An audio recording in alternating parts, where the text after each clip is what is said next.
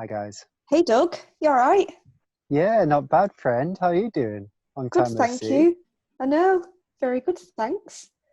Um, Thanks for coming on and speaking to us.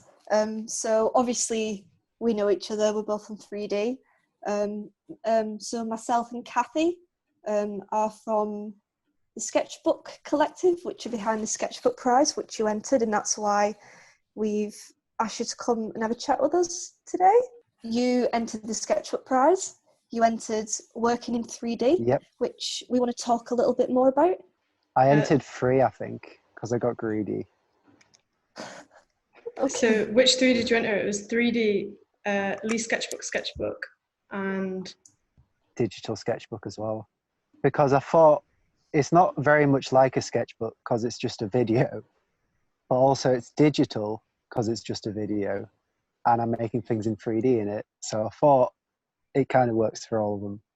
Very worthy submissions. Thanks, man. It's your Unit X vertical gallery proposal, which you entered. So Yeah. Dougie, your submission was in film format. So the film that you entered takes you on a journey about your project. So it covers the concept, the design, how you propose to manufacture it, talk about materials and experimentation. Yeah, so Kathy, if you want to talk a little bit about what Dougie entered. yeah. Well, I watched your submission. Obviously, you've got three parts. You've got the Ballad of the Benzie Building, Claps for Yeah. Craps, and the Joke Elevator. Do you want to explain any of those to people who haven't seen your submission yet? Okay. Yeah. So the joke elevator was designed to go around the lifts of the Benzie building. And I chose to make this because sometimes when you're waiting for the lifts on the bottom floor, you experience like awkward conversations with people you sort of half know or met on a night out or something like that. And I usually hate them, like they're so awkward.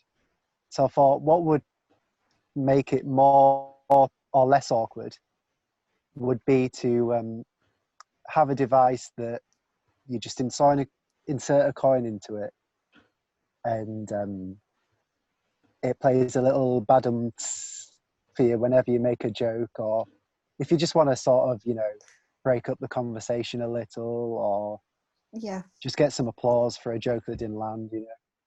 Yeah, it's that thing of like waiting for the lift because the lifts take ages in the Benzie Building as well. So you might be Yeah, there you for 10 never know when seconds, one's but you going to might be come. like 3 minutes.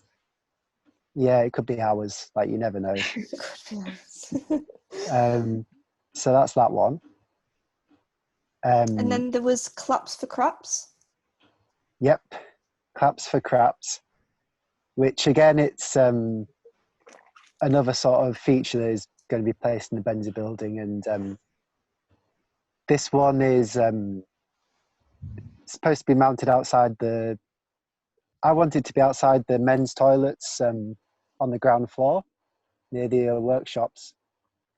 And basically, whenever you open the door, so if you're going inside or outside of the loos, it flips a sensor, which then activates a motor, which has a little rubber hand that claps. So it gives you a little applause for your most recent creation. Brilliant. And again, it's just sort of to lighten the mood, and because when you're in the workshops, you're usually stressed or there's like a deadline coming. So if it just makes someone giggle, then that'll make my day, really. So Is it? Ballad of the Benzie Building's kind of different now. Towards the end, I decided to call the whole collection Ballad of the Benzie Building, but on the proposal, it's called that. So I renamed it to Automated Chime of Arrival, and basically it's a series of sensors that go around the School of Art, and when someone walks past it, it triggers something, and then it plays a note on a xylophone. So all of these will be around the Benzie building. I was just trying to see if maybe you could make a melody based on people's footfall, or if you could see patterns between times of day, and yeah, just see what it'd sound like, what the traffic of the building would be like if it was a song. Yeah.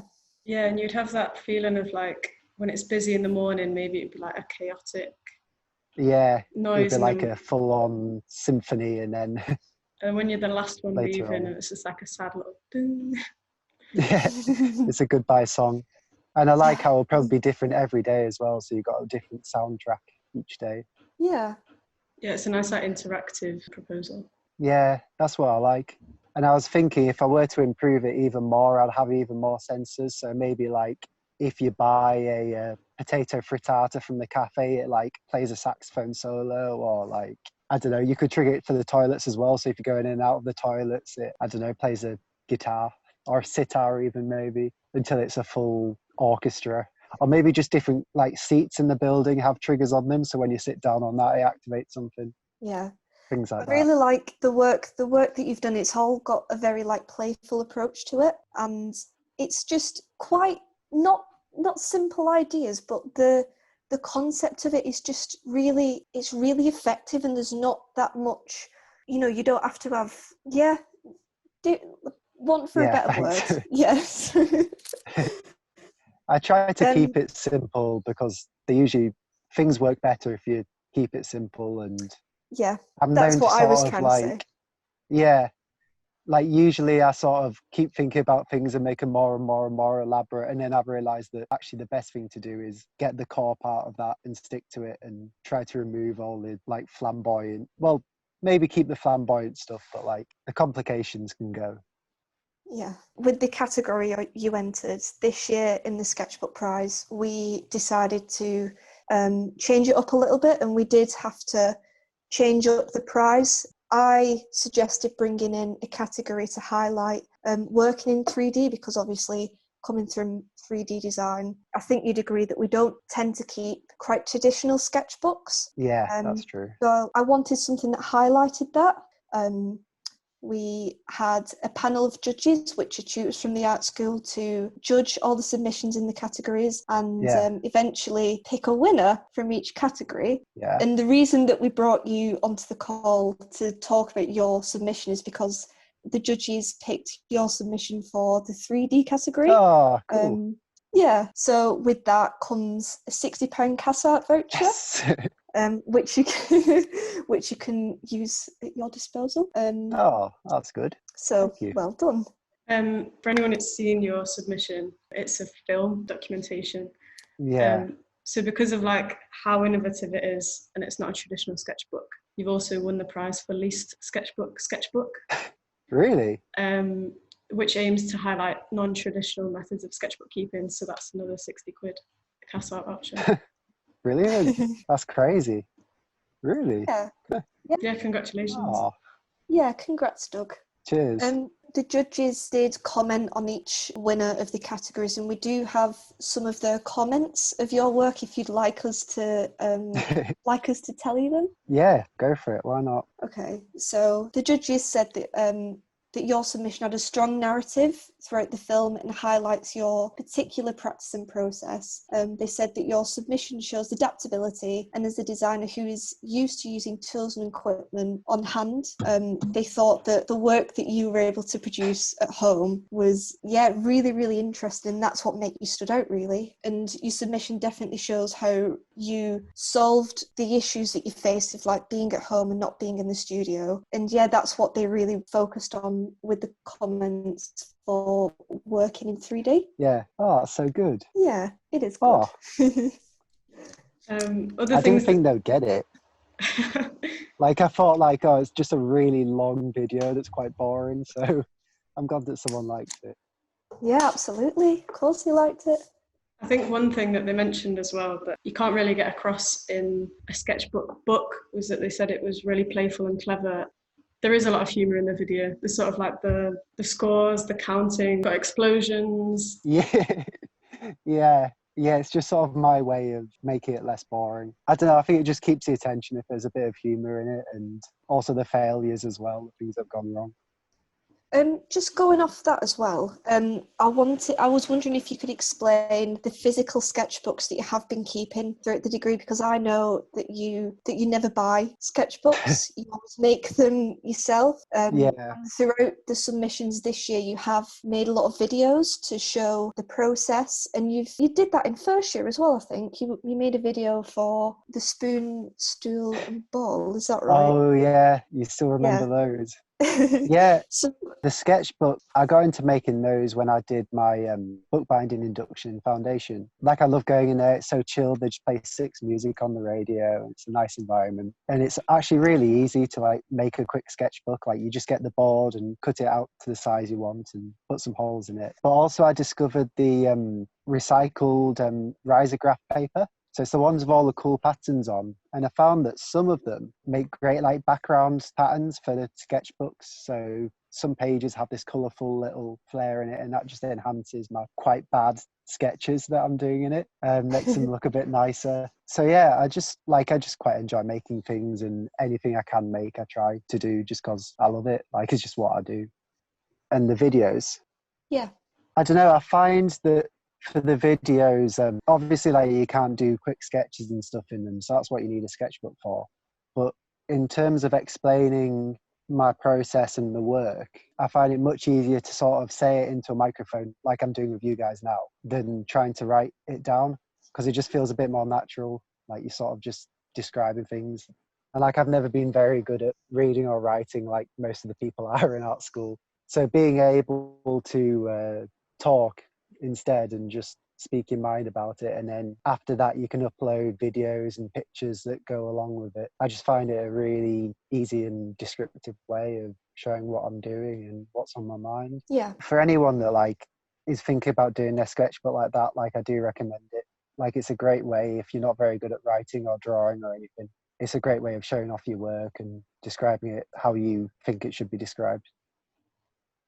So inevitably we have COVID-related questions. I Yeah. think people are quite interested to understand like how other people have managed. And I saw in your video you actually have like a garage, so you actually have space to work, which is Yeah, probably like really it's important. great. Yeah. So the question is, how has lockdown impacted your practice, and has keeping a sketchbook been helpful in the last few months? Well, I'd say that COVID's impacted me upon the way I usually make things. Like, usually I'll go to the workshops and just hop on like a laser cutter or a CNC machine or something like that and get it all cut out perfectly in like bits of nice wood or plastic. For this project, I had to sort of build things with a few hand tools, and I went around a load of bins and skips around Kendal where I was at the time and found all of these old bits of wood I can use. So it's changed the way I make things, and I quite enjoy it doing it like that. Instead of being able to perfectly make what's on your head, you've got to make something based on the very specific materials that you have to work with. Am I right in thinking that you have made your own laser cutter? Yeah. So basically, once I handed in all of the uni stuff, for a few days I was like, shit, like, what do I do now? I just went from like working every day on that. I didn't even know COVID was happening. Like, I was working so hard on it. Then it was all done. I was like so bored. I was like twiddling my thumbs. I was like, what else am I going to do? And then I thought I'd have a go at making a laser cutter because I want one for my business next year. And I thought, if I make one, then it's going to be cheaper. And also I'll know exactly how it works. And if anything goes wrong, I can fix it. Cool. In terms of your practice, could you tell us a little bit about any thoughts that you've had going forward? You talking a little bit then about a business that you might want to set up? Yeah. So at the moment, I'm looking at finding a studio space in Manchester to work from with Annie, who's also on my course, Annie Crow. And we're going to start a little collective where a few of us can work and share tools and kind of do our own thing, but we've got each other to help each other out and support each other and stuff. But what I'd like to do is, I've been calling it a creative enabler, which sounds kind of a bit wanky, but what I'd like to do is help other artists with digital manufacturing techniques. So get them introduced to like laser cutting or 3D printing or sign making, website design, social media, all that. Yeah, sounds really, really interesting. Yeah, I hope I can earn some money from it. If I can do that full time, then I'll be so happy. That It'd is be the dream that is job, really. the dream, isn't it? Yeah, just make money from what you like to do. Yeah, Yeah. like, I don't need much, but if I can do it, that'd be awesome.